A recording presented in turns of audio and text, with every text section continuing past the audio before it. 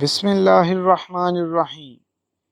دوستو یہ تصویر تو آپ نے بہت دفعہ دیکھی ہوگی، اس کے ساتھ ساتھ آپ کو کیا اس جگہ کا نام بھی پتہ ہے؟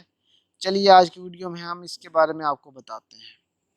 سٹون ہینج۔ سٹون ہینج کیا چیز ہے؟ اس کی حقیقت کیا ہے؟ کیا یہ کوئی تاریخی عمارت ہے؟ اس کو دیکھنے والوں کی تعداد ایک سال میں کتنی ہوتی ہے؟ سٹون ہینج کو کیوں تعمیر کیا گیا؟ اس کے پیچھے کیا وجہ تھی؟ یہ کتنے پرانے پتھر ہیں؟ ان کی عمر کتنی ہے؟ سٹون ہینج کی تعمیر میں کتنے پتھر استعمال ہوئے ہیں؟ سٹون ہینج کے پتھر آئے کدھر سے ہیں؟ اچھا تو دوستو یہ ساری معلومات ہم اس ویڈیو میں دیکھیں گے۔ اگر تو آپ اس چینل پہ نئے ہیں تو چینل کو سبسکرائب کر دیں، لائک کریں، بیل آئیکن پہ کلک کریں تاکہ ہر نئی آنے والی ویڈیو آپ تک بآسانی پہنچ سکے۔ چلیں جی شروع کرتے ہیں آپ۔ سٹون ہینج انگلینڈ کے علاقے سیلسبری میں سیدھے اوپر کی جانب کھڑے ہوئے مشہور پتھر ہیں جو کہ پوری دنیا میں آثار قدیمہ کی وجہ سے مشہور ہیں۔ ایک اندازے کے مطابق تقریباً 10 لاکھ لوگ سالانہ یہاں پر صرف سیر کرنے کے لیے آتے ہیں۔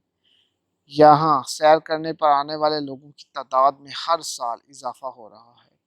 ماہرین اس پتھروں کے بارے میں ہمیشہ سے قیاس آرائیاں کر رہے ہیں یا دوسرے لفظوں میں تکے لگا رہے ہیں کہ یہ پتھر یہاں پر کیسے آئے۔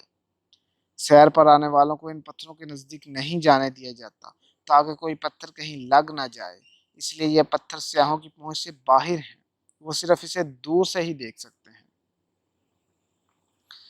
اس کے بارے میں بھی متعدد پیش گوئیاں کی گئی ہیں کہ یہ پتھر عام طور پر قتل کیے گئے برطانوی رہنماؤں کی یاد میں کھڑے کیے گئے ہیں۔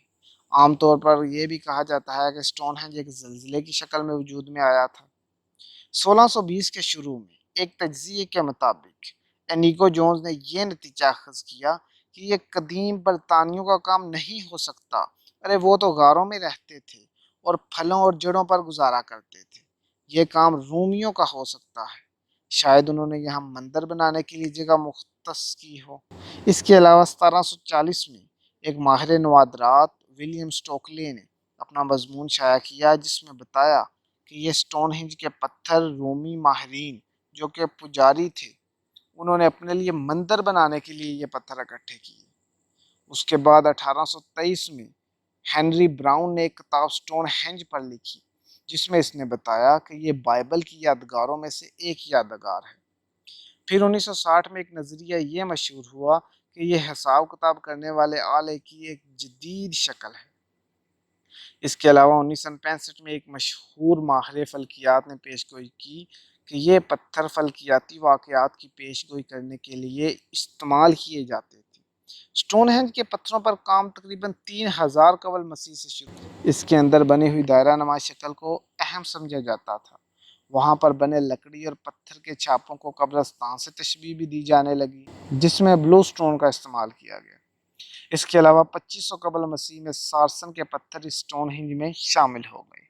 اس کے علاوہ 1800 قبل مسیح میں پھر بلو سٹون میں تبدیلی کی گئی لیکن اس کے بارے میں زیادہ معلومات نہ مل سکی۔ اس کے علاوہ 1900 سے 2000 کے درمیان رائل فیملی آف لندن نے اس مسئلے کو حل کرنے کی کوشش کی۔ اس دوران انہوں نے ان پتھروں کی کھدائی اور ان کو سیدھا کھڑا کیا۔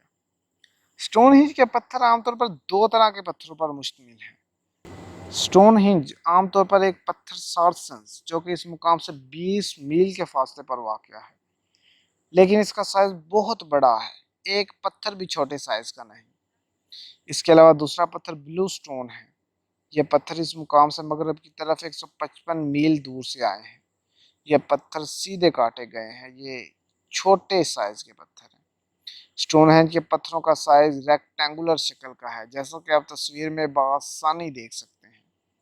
اچھا تو دوستو یہ ساری معلومات آپ تک شیئر کرنے کا مقصد صرف اور صرف سٹون ہینج کی تاریخ کو آپ تک پہنچانا تھا کہ کس طرح سٹون ہینج کے جو پتھر ہیں یہ وجود میں آئے یا ان کے بارے میں کس طرح کی قیاس آرائیاں ہو رہی ہیں کہ یہ ایسے بن گئے، یہ ویسے بن گئے، لوگ اپنے نظریات پیش کر رہے ہیں، جو مختلف شعبوں میں ماہر ہیں وہ اس کے بارے میں بتا رہے ہیں کہ یہ اس میں یہ کام ہوا ہے، یہ اس میں یہ کام ہوا ہے۔ تو یہ ساری چیزیں بتانے کا مقصد آپ کی معلومات میں اضافہ کرنا تھا۔ تو دعاؤں میں یاد رکھیے گا، چینل کو سبسکرائب کرنا نہ بھولیے گا۔ تھینک یو، خدا حافظ۔